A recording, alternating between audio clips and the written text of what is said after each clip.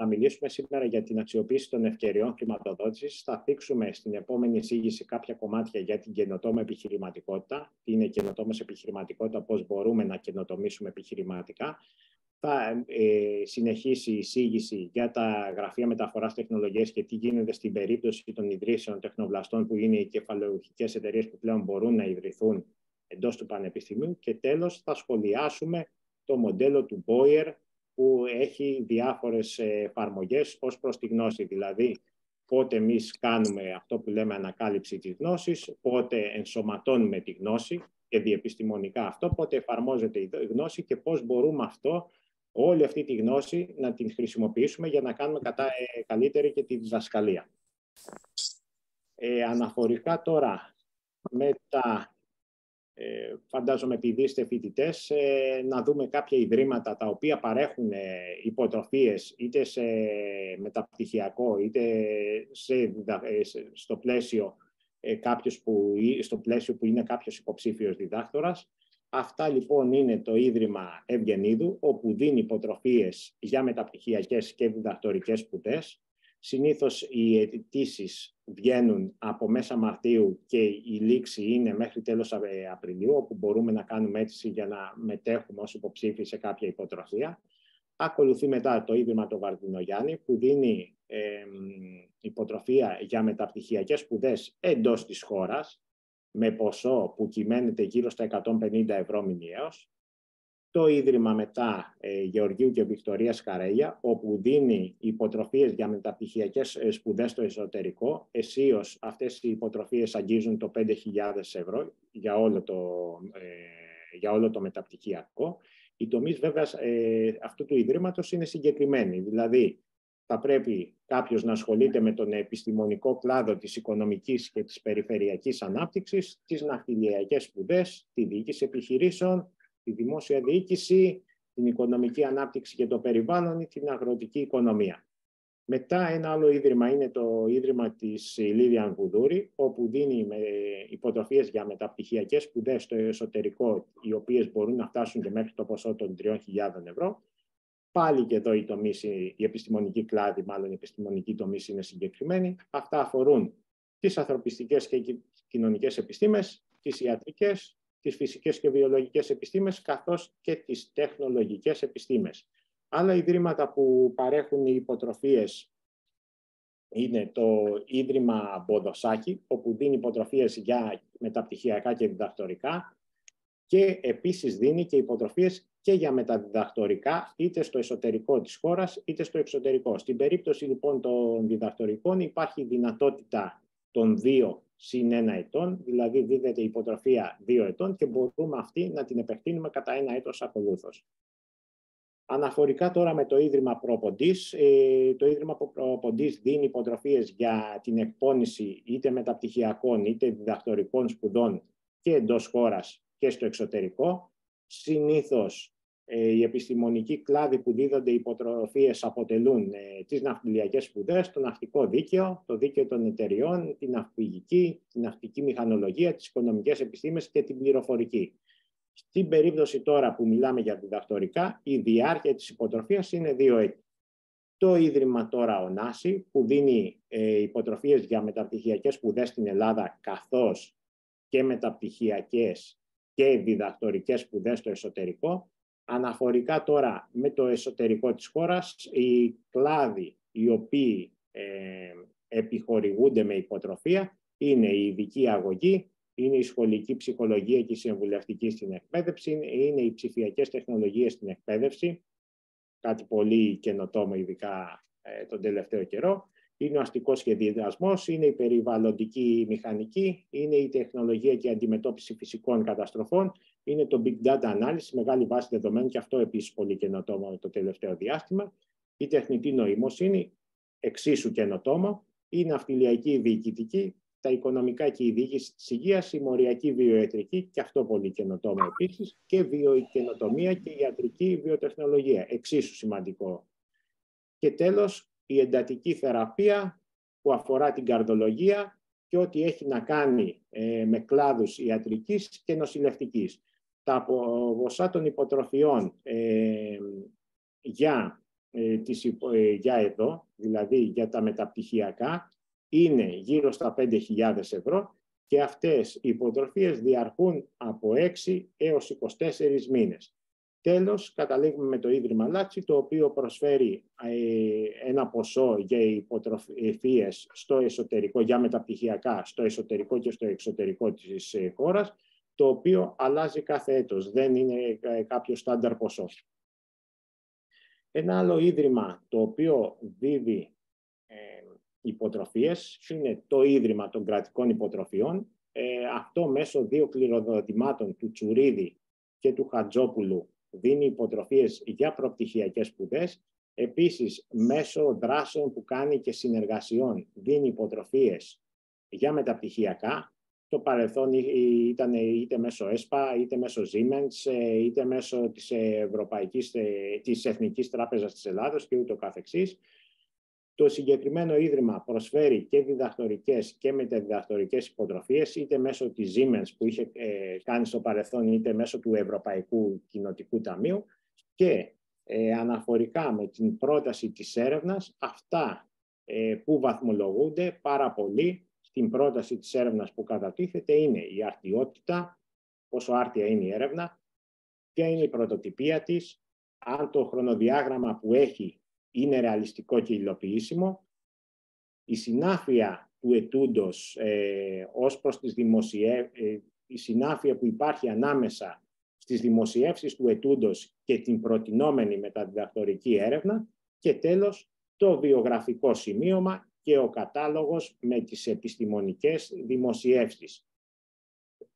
Κατά τη διάρκεια της διαδικασίας και κατά τη διάρκεια της υποβολής της πρότασης έρευνας θα πρέπει να αποσαφηνίζεται, δηλαδή να γραφεί μία περίληψη, να παρουσιαστεί η εισαγωγή, το θεωρητικό πλαίσιο, ποια είναι τα ερευνητικά ερωτήματα και υποθέσεις εργασίας, ποια μεθοδολογία θα ακολουθηθεί και τέλος το χρονοδιάγραμμα της προτινόμενης έρευνας. Ένας άλλος οργανισμός που δίνει υποτροφίες είναι το Ελληνικό Ίδρυμα Έρευνας και Καινοτομίας. Αυτό δίνει υποτροφίες είτε για να αγοραστεί ερευνητικός εξοπλισμός. Συνήθως σε αυτή την περίπτωση το ποσό μπορεί να αγγίξει μέχρι τα 2.000 ευρώ. Σε αυτή την περίπτωση αποκλείονται οι κλάδοι των θεωρητικών επιστημών. Επίσης δίνεται υποτροφία και σε εκείνους τους ανθρώπους οι οποίοι έχουν υλοποιήσει το διδακτορικό τους και έχουν υποβάλει πρόταση μέσω του ERC, του Ευρωπαϊκού Συμβουλίου Έρευνας, για μεταδιδακτορικές σπουδές και αυτή η πρόταση έχει πάρει βαθμό είτε Β είτε Α, αλλά τελικά λόγω έλλειψης budget από το Ευρωπαϊκό Συμβούλιο Έρευνας δεν χρηματοδοτήθηκε. Μπορούν λοιπόν να πάρουν αυτοί οι άνθρωποι χρηματοδότηση από το ΕΕΝ Αριστεύη.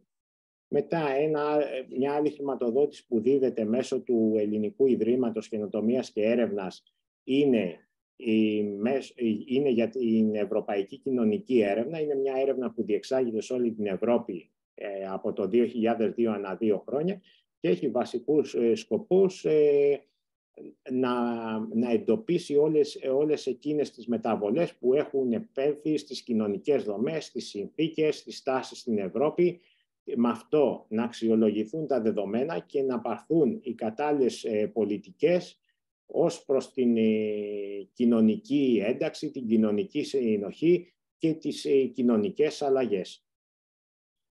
Αναφορικά τώρα με την προκήρυξη για τους ερευνητές, μέσω του Ιδρύματος Έρευνας και Καινοτομίας, αυτό που αξιολογείται πάλι είναι το επιστημονικό έργο, το πόσο η πρόταση καλύπτει, έχει κατανοήσει και είναι κατανοητό μες στην πρόταση τι κενό υπάρχει ως προς τον επιστημονικό κλάδο εκείνη τη στιγμή και η προτινόμενη έρευνα τι κενό έρχεται να καλύψει. Επίσης πολύ σημαντικό είναι η απήχηση που έχει το ερευνητικό έργο μέχρι εκείνη τη στιγμή του ετούντος.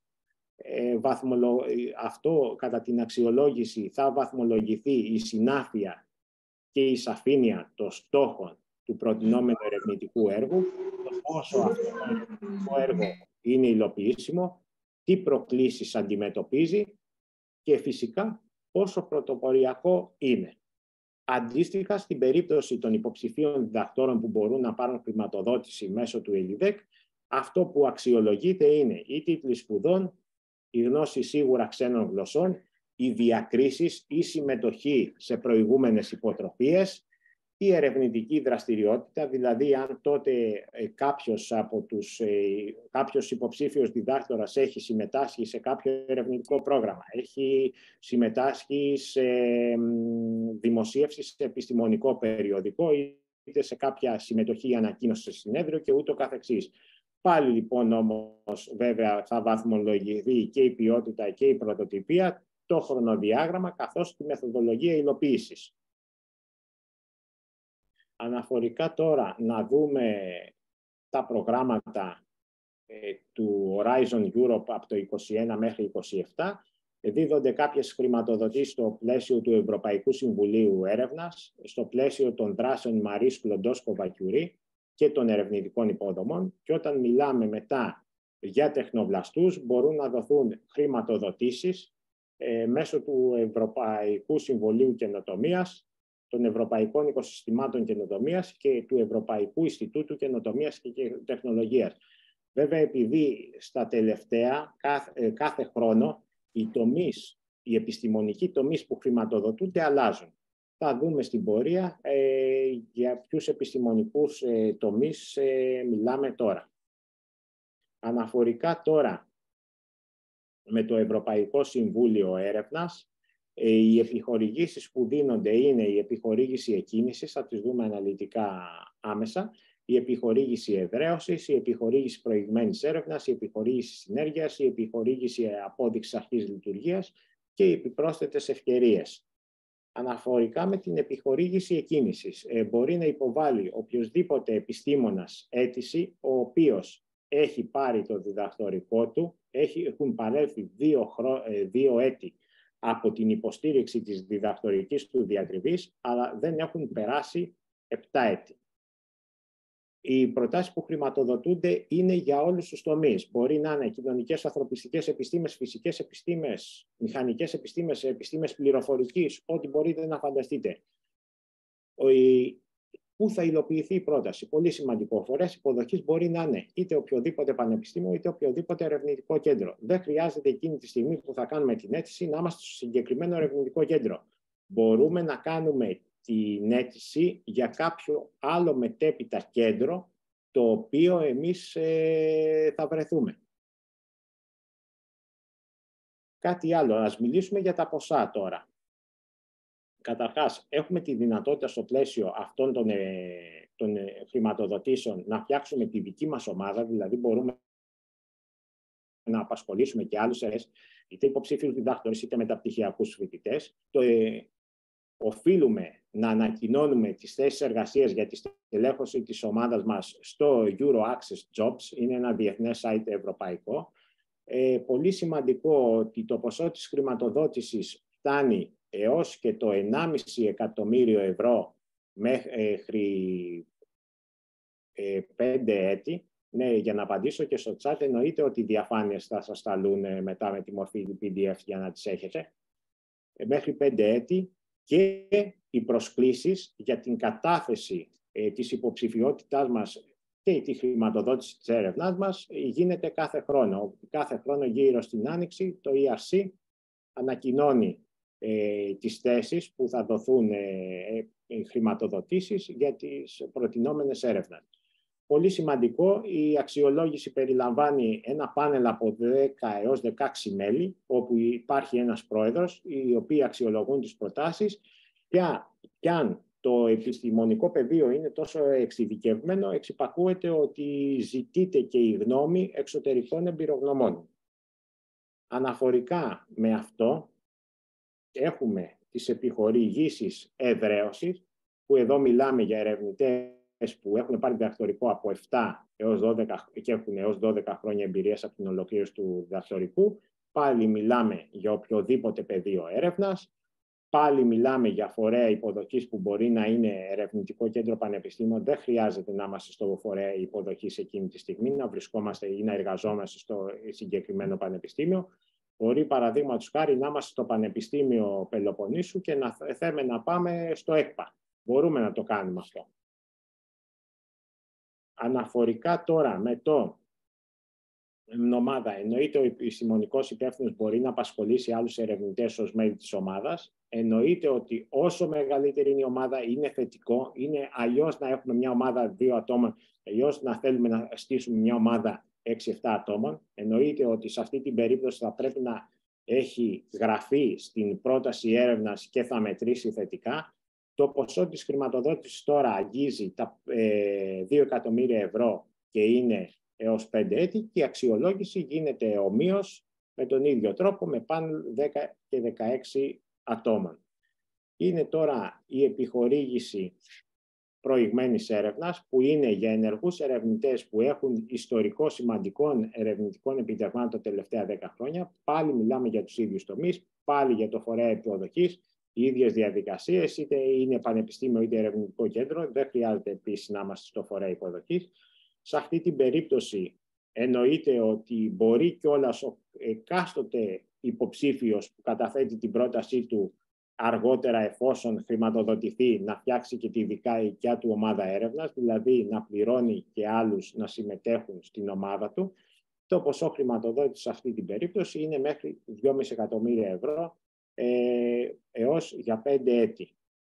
Πάμε τώρα να δούμε ποιος μπορεί να υποβάλει αίτηση για χρηματοδότηση στην περίπτωση που έχουμε επιχορήγηση απόδειξης λειτουργίας. Σε αυτή την περίπτωση που έχουμε τέτοια επιχορήγηση είναι ένα άτομο που ήδη έχει πάρει ERC, δηλαδή είτε έχει πάρει ERC εκκίνησης, ενδραίωσης, είτε προηγμένης έρευνας, είτε συνέργειας. Το συνέργειας είναι κυρίως για καθηγητές που είναι πολλά χρόνια στο χώρο, έχουν ερευνητικό έργο, έχει πάρα πολλές δημοσιεύσεις και τεράστιο αριθμό αναφορών, γι' αυτό κιόλας δεν το αναφέραμε πρωτήτερα. Ποιες προτάσεις είναι επιλέξιμες σε αυτό το στάδιο? Είπαμε ότι είναι όλες εκείνες οι προτάσεις ανθρώπων που έχουν ήδη χρηματοδοτηθεί και θέλουν να εξελίξουν επιχειρηματικά τα ερευνητικά τους αποτελέσματα. Δηλαδή, να έχουν μια ιδέα και έχουν βγάλει επιχειρηματικά αποτελέσματα και θέλουν να τα αξιοποιήσουν εμπορικά. Τότε λοιπόν έρχεται το ERC και μπορεί να τους δώσει μια επιχορήγηση η οποία μπορεί να αγγίξει τα 150.000 ευρώ. Συνήθως η συμφωνία είναι για 12 μήνες, αλλά μπορεί να παραταθεί στην 6 ακόμα. Και πολύ σημαντικό, κατά τη διάρκεια της αξιολόγησης μετράει πάρα πολύ η προσέγγιση που έχουμε και η μεθοδολογία και μετράει και πάρα πολύ, παίζει καθοριστικό ρόλο, το σαφές όραμα που έχει ο ερευνητής και το επιδεικνύει με την ενοποίηση των πληροφοριών, των δεδομένων, τις στρατηγικές αποφάσεις θέλει, μάλλον ξέρει ότι θα πάρει για να υλοποιήσει τις ιδέες του, καθώς και το πώς έχει αποτιμήσει τα μέτρα κινδύνου καθώς και έκτακτης ανάγκης. Αναφορικά τώρα με τις επιπρόσθετες ευκαιρίες, το ERC δίνει τη δυνατότητα ότι και σε περίπτωση που δεν πάρουμε εμείς με την αίτησή μας κάποια επιχορήγηση, μπορούμε να μετέχουμε σε όλη την Ευρώπη στις συνδεδεμένες χώρες που δίδουν χρηματοδοτήσεις ERC, να βρούμε μέσω του Euro-Access Jobs και να γίνουμε μέλος μιας ομάδας που έχει λάβει ο κύριος ερευνητής της ERC.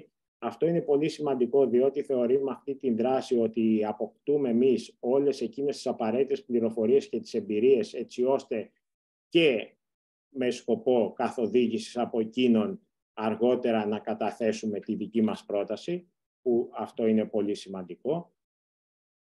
Τέλος, πληροφορίες για τα ERC μπορείτε να βρείτε και στα ακόλουθα τηλέφωνα και στις ακόλουθες διευθύνσεις. Είναι τηλέφωνα του Ιδρύματος Έρευνας και Τεχνολογίας, το γνωστό μας ΙΤΕ. Πάμε να μιλήσουμε τώρα για τις δράσεις Marie Sklodowska-Curie. Αυτές περιλαμβάνουν 5 πυλώνες. Είναι τα διδακτορικά δίκτυα με τα διδακτορικές υποτροφίες, είναι η ανταλλαγή προσωπικού, είναι στη χρηματοδότηση και είναι και η δράση που αφορά τα σκουλοντόσκοπα Curie με τους πολίτες, που μιλάει για την ημέρα του ερευνητή, που γίνεται κάθε χρόνο την τελευταία Παρασκευή του Σεπτεμβρίου. Αναφορικά τώρα με τα διδακτορικά δίκτυα, δίδονται υποτροφίες για υλοποίηση διδακτορικών, είτε βασικής έρευνας, είτε βιομηχανικών διδακτορικών, είτε διδακτορικών από κοινού. Πολύ σημαντικό πλέον, οι περισσότερες χρηματοδοτήσεις που δίδονται μέσω αυτής της δράσης είναι για βιομηχανικά διδακτορικά. Δηλαδή, μιλάμε για εκείνα τα διδακτορικά όπου... Πώς λέγεστε?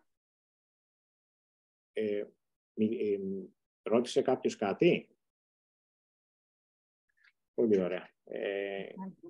Είναι εκείνα τα διδακτορικά που είναι τα βιομηχανικά, όπου υπάρχει σύμπραξη του ερευνητικού κέντρου ή του πανεπιστημίου με την βιομηχανία και πρέπει το 50% και παραπάνω του διδακτορικού να υλοποιηθεί στη βιομηχανία.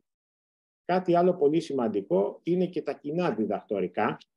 Τα κοινά διδακτορικά ότι είναι συνέργεια πολλών πανεπιστημίων με αποτέλεσμα κατά την ολοκλήρωσή τους. Εμείς είμαστε διπλά-τριπλά και νη φορές τυχεροί, διότι παίρνουμε εκείνη τη στιγμή διδακτορικό από 2 ή 3 ή περισσότερα πανεπιστήμια μεταξύ τους. Δηλαδή, αν υπάρχει μια συνεργασία ενός πανεπιστήμιου του εσωτερικού με 2 πανεπιστήμια του εξωτερικού, εμείς είμαστε τυχεροί, διότι κατά την επιτυχή υποστήριξη της διδακτορικής μας διατριβής, παίρνουμε ταυτόχρονα διδακτορικό από 3 διαφορετικά πανεπιστήμια. Μετά έχουμε στο πλαίσιο των μεταδιδακτορικών υποτροφιών, έχουμε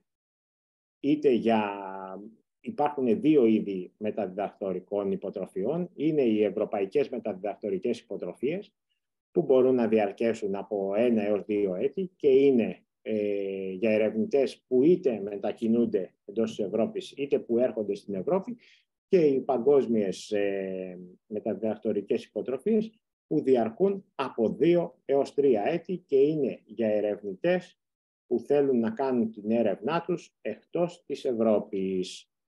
Αναφορικά τώρα με την ανταλλαγή προσωπικού, υπάρχει δυνατότητα μέσω αυτού του προγράμματος να γίνει ανταλλαγή προσωπικού, είτε εμείς είμαστε στο τεχνικό τμήμα του Πανεπιστημίου, είτε είμαστε και στο διοικητικό τμήμα του Πανεπιστημίου. Δεν υπάρχει περιορισμός σε αυτό.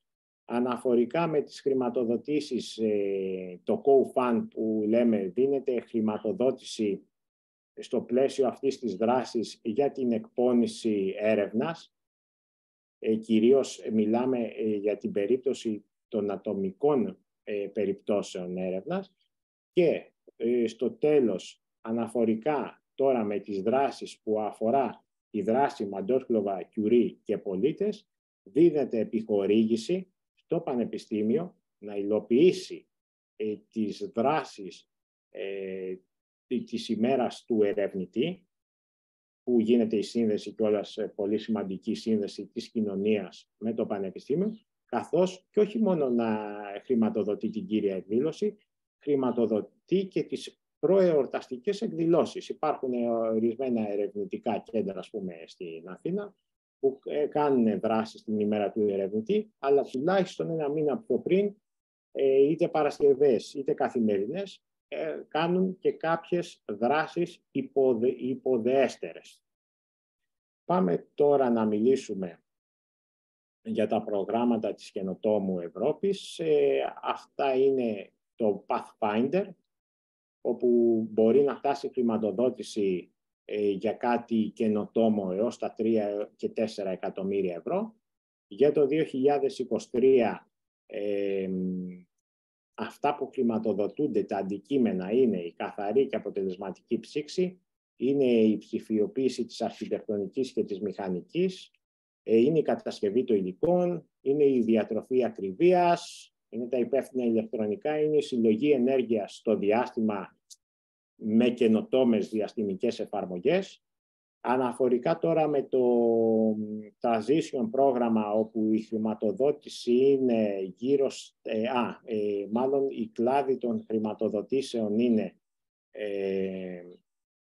τα micro και nano βιοσυσκευές για ιατρικές εφαρμογές και εφαρμογές ιατρικής έρευνας.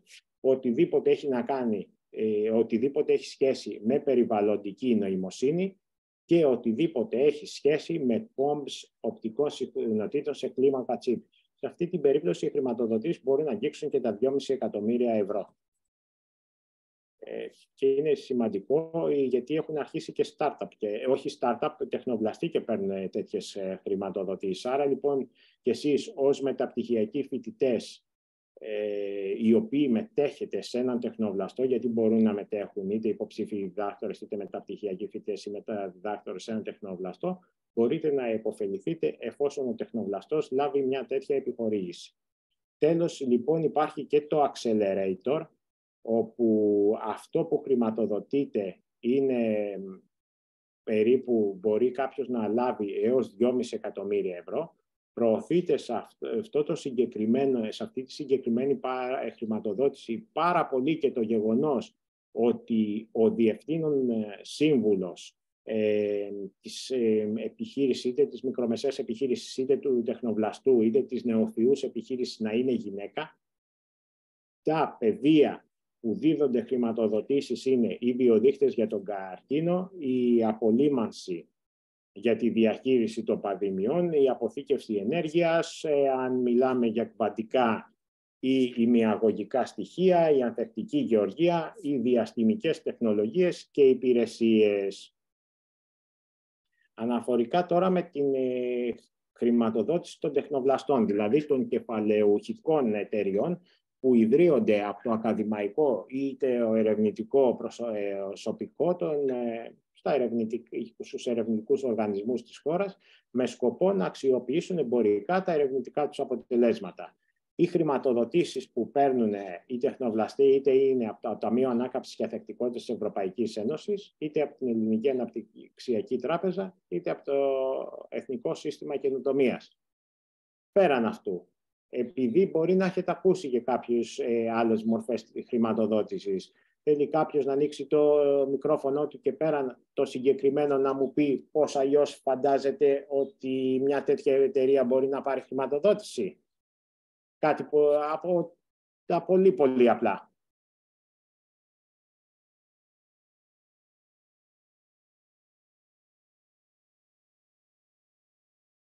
Ούτε ένας.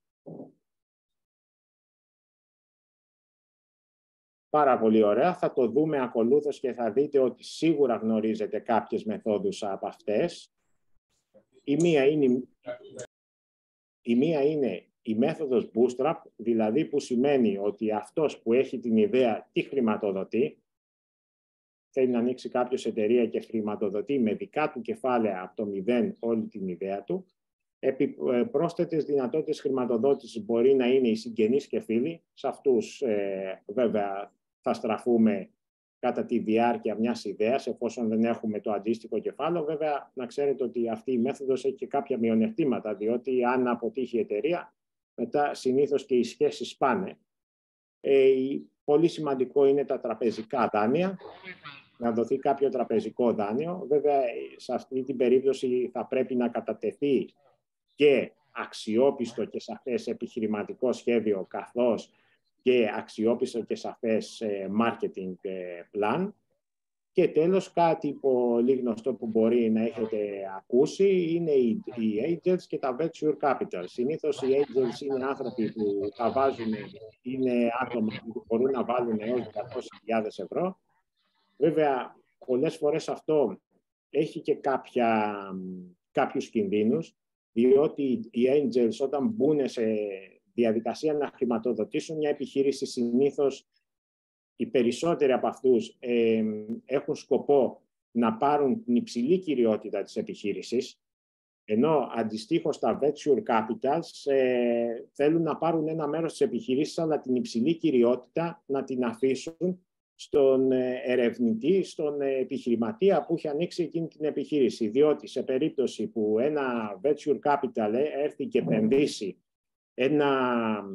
στην επιχείρησή μας αγοράσει το 60% και εμείς έχουμε πλέον μόνο το 40%, εμάς πλέον δεν μας ενδιαφέρει και τόσο πολύ η βιωσιμότητα της επιχείρησης. Καλύπτει ο άλλος το 60% από τα έξοδα, οπότε ίσα βάρκα να είμαστε ίσα νερά, θα είναι μια χαρά. Σε περίπτωση όμως που έχουμε ένα venture capital που έρθει και επενδύσει ένα 20 με 30% στην επιχείρησή μας, πάλι το 70% της υψηλής κυριότητας το έχουμε εμείς. Άρα αυτό το ενδιαφέρει το venture capital και του φαίνεται ανταγωνιστικό, διότι εμείς πρώτοι, επειδή έχουμε το μεγαλύτερο ποσοστό, θα νοιαζόμαστε και για τη βιωσιμότητα της επιχείρησης. Σε αυτό το σημείο θα ήθελα να σας πω ότι έκλεισε αυτή η εισήγηση. Θα κάνουμε 2 λεπτά διάλειμμα για να πάμε στην επόμενη εισήγηση. Εννοείται ότι οποιασδήποτε ναι, υπάρχει δυνατότητα, θα πάρετε και τα βίντεο, οπότε και τα PDFs, επειδή το ρωτάτε, και υπάρχει δυνατότητα να τα παρακολουθήσετε μετά με την ησυχία σας. Επειδή βλέπω ότι και κάποιοι δίνουν μαθήματα, εύχομαι καλή επιτυχία. Ευχαριστούμε. Παρακαλώ, παρακαλώ. Δώστε μου 2 λεπτά για να πάμε στην επόμενη εισήγηση.